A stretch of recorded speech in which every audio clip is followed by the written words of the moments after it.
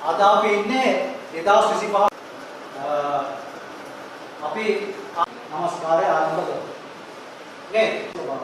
මෙන්න අපේ ජීවිතේ, මෙන්න අපේ අනාගතේ, මෙන්න අපේ වර්තමානයේ සියල්ල යේසුස් වහන්සේට බලන්න. වහන්සේ මරුපරදා නැගිට යේසුස් වහන්සේ සුද්ධාත්මයන්නි මේ දරුවන්ට බලවත් විදියට ඔබ වහන්සේගේ ආශිර්වාදය ආරක්ෂාව දෙන්න.